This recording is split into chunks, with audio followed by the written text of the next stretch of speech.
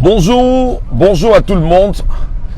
Comme vous le savez, c'est devenu une petite tradition de temps en temps, lorsqu'on est en train de sortir de la maison, comme c'est le cas. On s'arrête pour vous dire bonjour et on s'arrête pour vous dire des choses qui sont assez intéressantes pour chacun d'entre nous, pour le commun des Camerounais. Et nous essayons naturellement d'apporter sur la place publique un discours qui va forcément amener les Camerounais à s'éveiller davantage sur les enjeux de l'avenir et face aux contrastes dans lesquels nous sommes investis aujourd'hui. Je m'appelle Michel Ngachou, je suis journaliste camerounais, animateur de radio, organisateur événementiel et spécialiste de soirées de gala. Je m'arrête ce matin sur un discours qui est quand même particulier, un discours qui alerte les Camerounais sur l'avenir que nous voulons pour le Cameroun. En passant, je vous donne rendez-vous tout à l'heure lorsqu'il sera bien sûr 9h sur les antennes de la radio dans laquelle je fais ici Jumbo FM pour poser sur la table un problème urgent, c'est-à-dire une réflexion particulière sur l'union des populations du Cameroun d'hier, c'est-à-dire de l'époque coloniale, et le mouvement pour la renaissance du Cameroun d'aujourd'hui, dont on a le sentiment effectivement que l'attitude du régime en place, notamment le régime RDPC, n'est pas différent de ce que le régime colonial avait légué au Cameroun dans les années 40, 50, 60 et même 70 et qui aboutiront en 1971, plus précisément le 15 janvier 1971 à la fusillade de Ernest Ouandjé sur la place publique à Bafoussam. Donc tout à l'heure lorsqu'il sera 9h, on va essayer d'établir des comparaisons entre le mouvement pour la renaissance du Cameroun, le MRC, et l'Union des populations du Cameroun, et tenter bien évidemment d'observer le comportement du gouvernement camerounais, le régime en place et l'attitude colonialiste que nous avions eue au début des années, on va dire 40, 50 au Cameroun.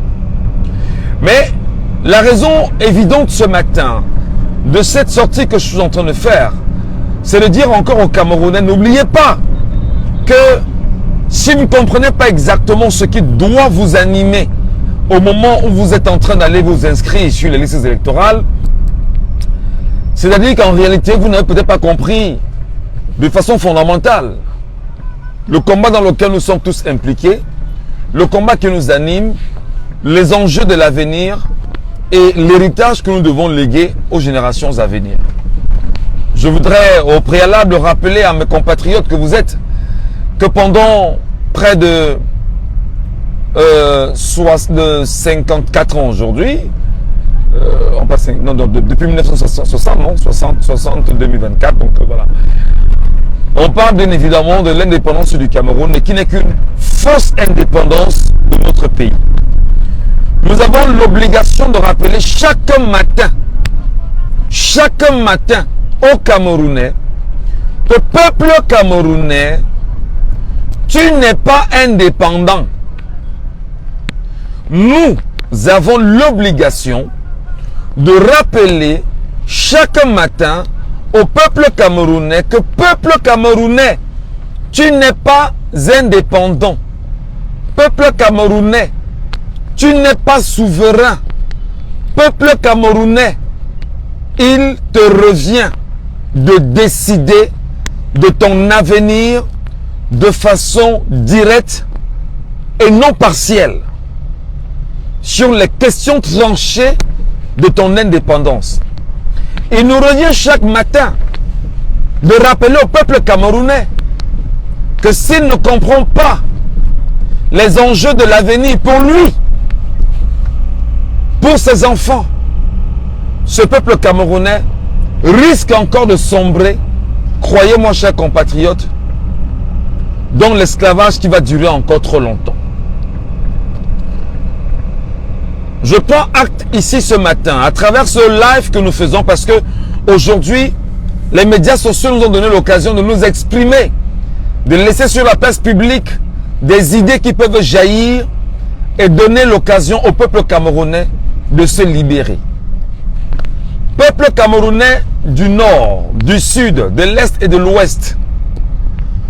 30 millions de Camerounais qui pourront éventuellement me regarder aujourd'hui ou demain. N'oubliez jamais que l'indépendance ne se négocie pas. L'indépendance doit s'arracher. Je voudrais ici convoquer des leaders indépendantistes réels, absolus, concrets sur le continent africain. Je salue hautement et fièrement ce matin Assimi Goïta du Mali. Je salue ce matin le capitaine Traoré du Burkina Faso. Et je salue le général Abdourahmane Tiani du Niger ce matin. Je peux également saluer Ousmane Sonko, premier ministre sénégalais en ce moment, qui depuis qu'il est là, n'arrête pas de rappeler bien évidemment quels sont les enjeux de la démarche qu'il a toujours engagée sous Macky Sall, lorsqu'il a été mis sous scellé, c'est-à-dire lorsqu'on a tout fait pour diluer et dégrader son image dans la société sénégalaise afin de montrer et démontrer qu'il n'est pas l'homme de la situation. Heureusement que le peuple sénégalais est un peuple mature, qui connaît ses problèmes, qui connaît ses exigences et qui jusqu'à aujourd'hui parviennent encore à le saluer. Je salue la mémoire de mes pères africains, Kwame Nkrumah du Ghana, dont on dirait toujours qu'il est à l'origine de ce qu'on appelle aujourd'hui le panafricanisme, qui d'ailleurs, faut-il le rappeler, est l'élément essentiel, je veux dire, est même le socle sur lequel aujourd'hui les Africains devaient toujours s'arrêter, caresser ce socle, aller dans les racines du socle du panafricanisme pour dire, et si nous nous appuyons sur les données panafricanistes pour nous libérer définitivement du joug colonial et même de la barbarie occidentale, je dirais même de l'esclavage qui se poursuit sous l'ère ou les ères actuelles.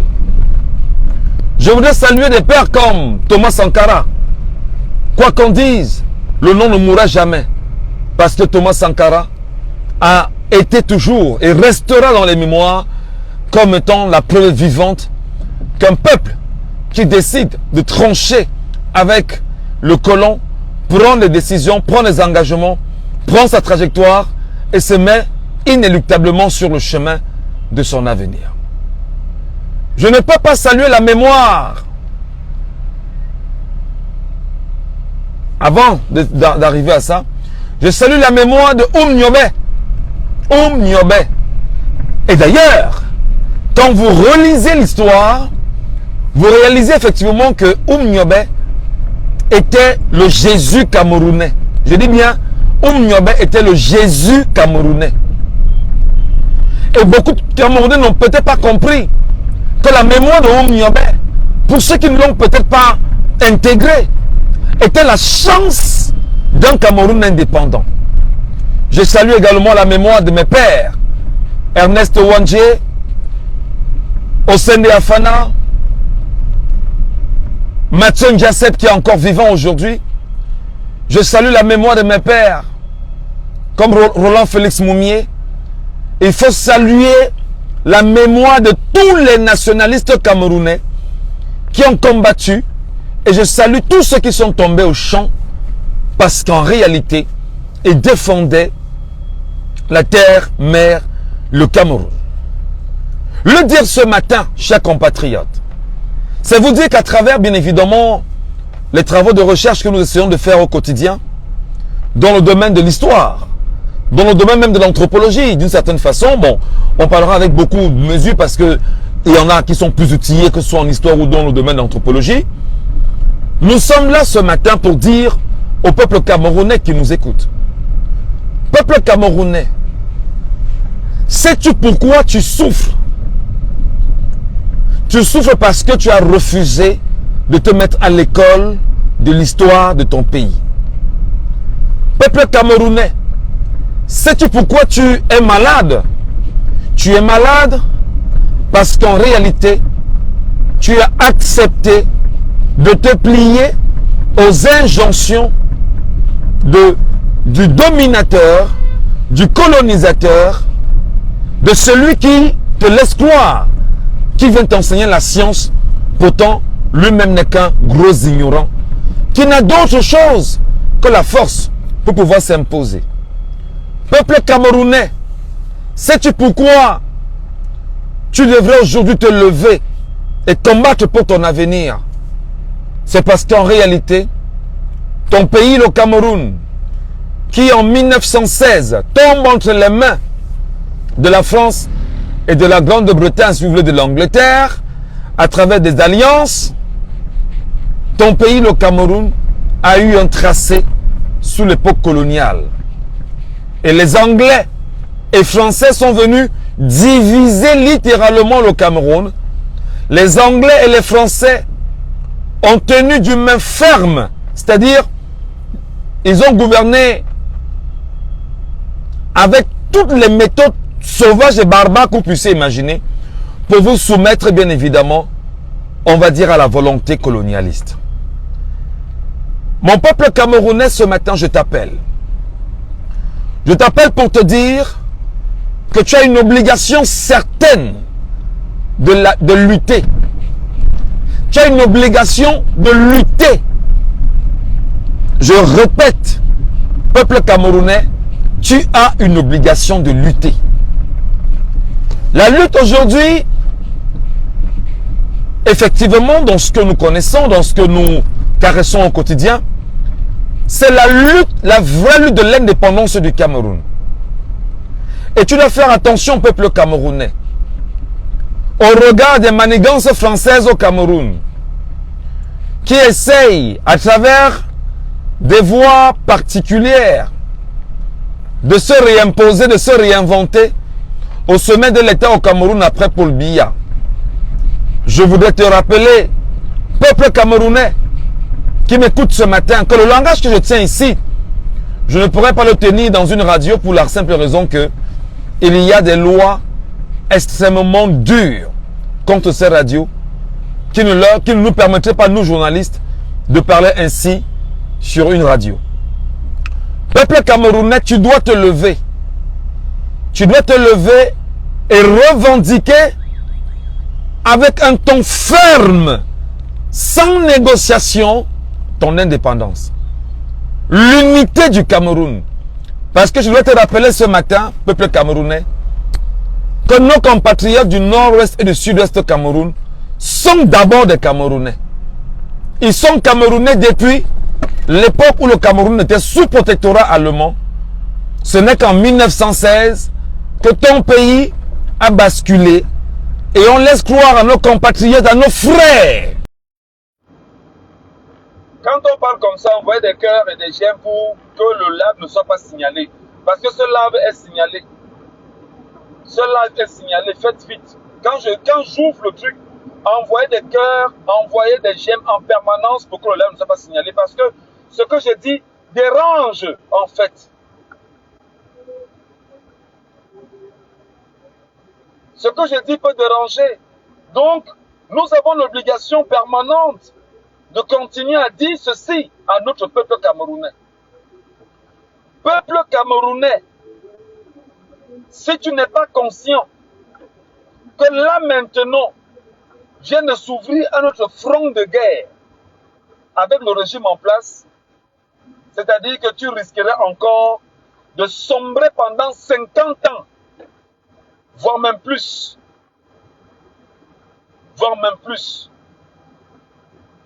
sous le joug de la France qui veut absolument maintenir sa main mise sur le Cameroun. Peuple de mon pays, peuple de ma terre, tu dois savoir pourquoi tu dois t'inscrire massivement. Tu dois savoir pourquoi tu dois te lever, appeler ton frère, appeler ta soeur, appeler ton père, appeler tes oncles, appeler tes tantes, leur dire, allez s'il vous plaît, papa, maman, frère, soeur, vous inscrire sur les listes électorales au nom de la liberté du Cameroun. Si tu n'as pas ça, bien évidemment, en esprit, la liberté du Cameroun, mon cher frère, ma chère soeur, tu n'as pas encore compris le combat dans lequel tu es investi. Oui, je peux comprendre aujourd'hui, tu me diras, oh ben là, je veux voir mes enfants grandir. Ils vont grandir. Ils vont grandir. Parce que toi-même, tu es né. Tu as grandi. Et tu es ce que tu es aujourd'hui. Peuple de mon pays, peuple de ma terre. Lorsque je pleure, au fond bien évidemment de mon cœur, lorsque je revois le sang de Oumniobé versé, lorsque je vois que l'on ait traîné le corps de Oumniobé sur des kilomètres, qu'on ait exposé son corps en plein Boumniébel pour faire peur à mon peuple et lui rappeler que si tu tentes de refaire comme ceci, ce pourquoi tu dois subir,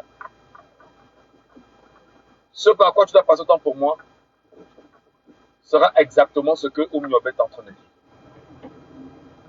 Souviens-toi que le sang de Ernest Ouangé s'est versé. Et ce sang coule dans nos veines aujourd'hui. Parce que c'était des combattants pour l'indépendance de notre pays. Va t'inscrire sur une liste électorale. Va t'inscrire sur les listes électorales de Elekam qui est à la solde du parti au pouvoir. Va le faire.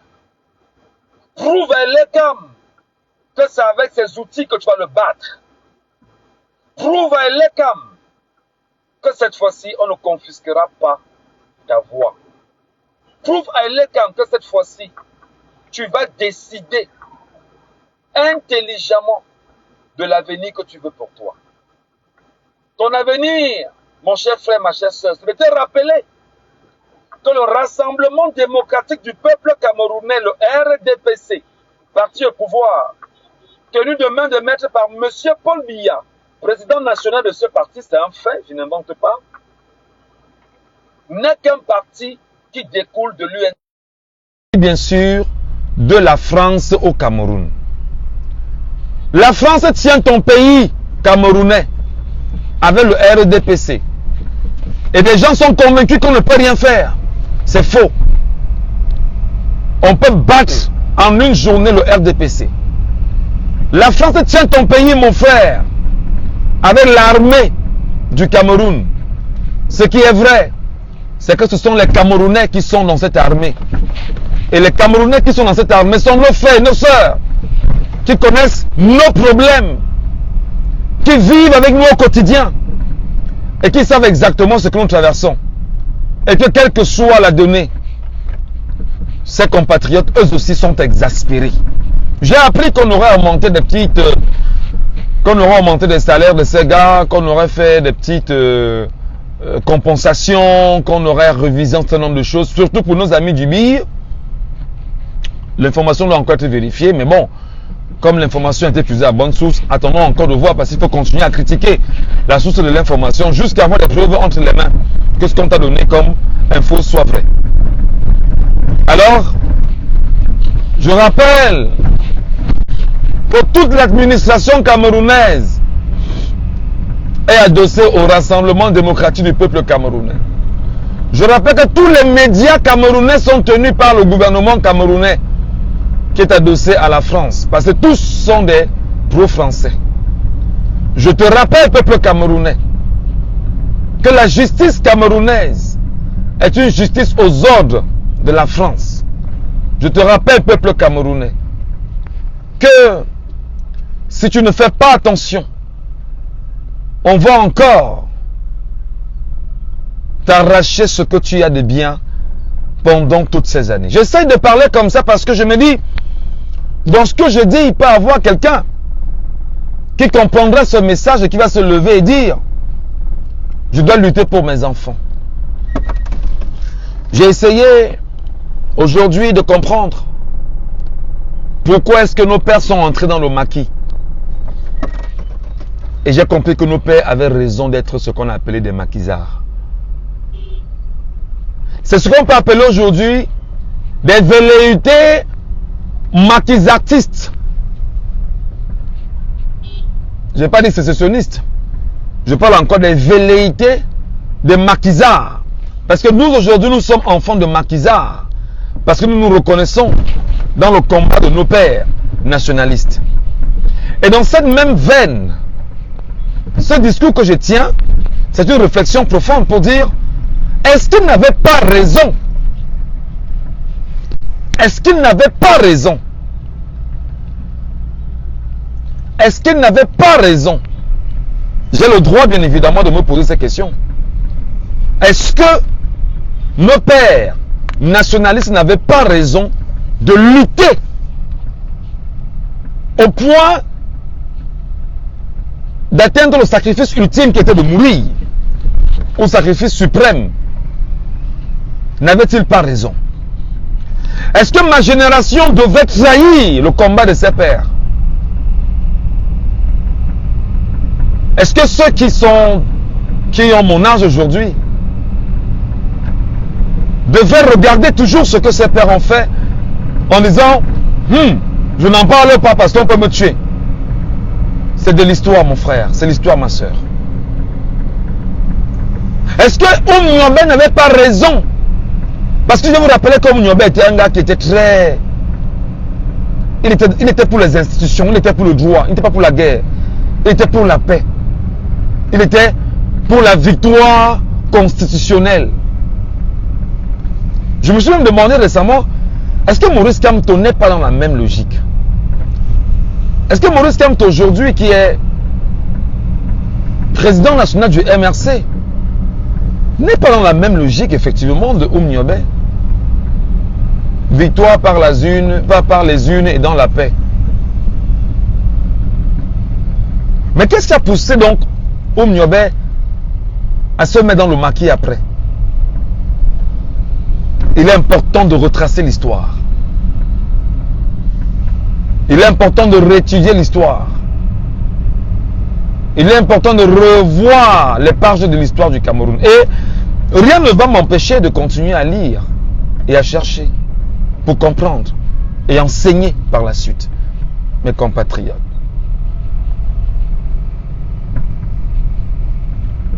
Je vous tiens donc informé de ce que le pays est encore sous colonisation. Le pays n'est pas indépendant. Et les sous-préfets français qui sont là aux affaires, les valets occidentaux qui sont là aux affaires, ne sont là que pour contenter la volonté occidentale. Mes chers compatriotes, il est temps bien évidemment de rappeler aux Camerounais que le mensonge doit finir.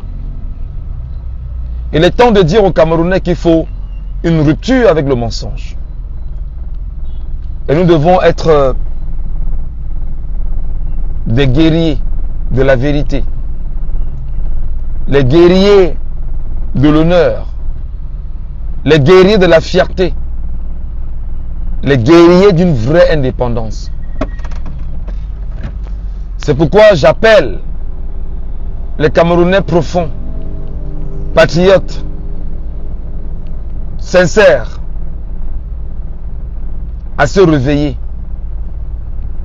et aller s'inscrire sur les listes électorales. Même si d'aucuns vont dire que vous jouez le jeu du système, vous démontrez au système que cette fois-ci tu n'arracheras pas ma voix. Cette fois-ci tu ne voleras pas ma voix. C'est pourquoi nous devons être 15 millions ou 20 millions à être inscrits sur les listes électorales. Je sais que l'ECAM ne vous donnera jamais le chiffre réel, je sais. Même avec les chiffres de l'ECAM, allons battre ces gars et rappelons-leur que c'est nous qui décidons de notre avenir. On peut voler le vote de 2 millions de Camerounais, mais on ne pourra jamais voler le vote de 15 millions de Camerounais, de 20 millions de Camerounais. C'est pourquoi nous devons sortir en masse nous faire inscrire. Nous devons sortir nous inscrire, mes chers compatriotes. Nous devons sortir nous inscrire et tenir en main notre récépissé ou carte d'électeur. Parce que c'est avec ça que nous allons écrire les nouvelles pages de l'avenir du Cameroun. C'est avec le récépissé ou la carte d'électeur que nous allons décider de ce que le Cameroun sera demain. C'est avec ça. C'est avec la carte d'électeur que nous allons pouvoir chasser le RDPC. Je ne m'en cache pas de dire que le RDPC est un mauvais parti politique au Cameroun. Dangereux parti politique au Cameroun. Qui en 39 ans, vous-même vous aviez vu, ces produits sont exécrables. Et nous avons le devoir de mémoire de dire bien sûr aux Camerounais, ne vous faites pas engluer dans les mensonges du parti au pouvoir. Des gens qui mangent dans ce système et qui essaient de vous rappeler que non, vous ne devez pas penser changement. Qui vous disent que non, vraiment, après Biya, ce sera Biya. C'est faux. Après Biya, ce sera le peuple camerounais. Après Biya, ce sera les vrais Camerounais. Après Biya, ce sera le peuple lui-même, profond, essentiel, qui connaît ses problèmes, qui connaît ses souffrances, qui connaît ses difficultés, qui connaît ses manquements, qui connaît ses peines, qui va décider de son avenir. Je voudrais rappeler aux Camerounais que les gens disaient qu'après Ahidjo sera Ahidjo. Sous Ahidjo, hein, il y avait des Camerounais du Nord, nos compatriotes d'ailleurs, qui étaient des griots, qui chantaient qu'après Ahidjo sera Ahidjo. La preuve, après Ahidjo, c'est toujours Ahidjo avec Biya, mais seulement on a vu qu'il y a eu la rupture par la suite. Et après Biya, ce ne sera pas Biya. Après Biya, ce ne sera pas Biya. Après Biya, ce sera le peuple camerounais lui-même. C'est pourquoi je dis que le peuple camerounais qui me regarde avant que le live ne se coupe, peuple camerounais, va t'inscrire d'abord. Premièrement. Deuxièmement, arrange-toi à être un scrutateur dans ton parti. Arrange-toi à être le scrutateur de l'opposition. Quelle que soit l'opposition à laquelle tu vas appartenir. D'ailleurs, parce qu'il y a les vraies oppositions et les fausses oppositions au Cameroun. Arrange-toi à être un scrutateur. Parce qu'il y aura 25 000 bureaux de vote au Cameroun. Et tu dois faire partie d'un parti politique au Cameroun pour te constituer scrutateur de ce parti politique et surveiller les votes dans ce bureau de vote dans lequel tu vas te retrouver. Parce qu'il s'agit bien évidemment de la surveillance réelle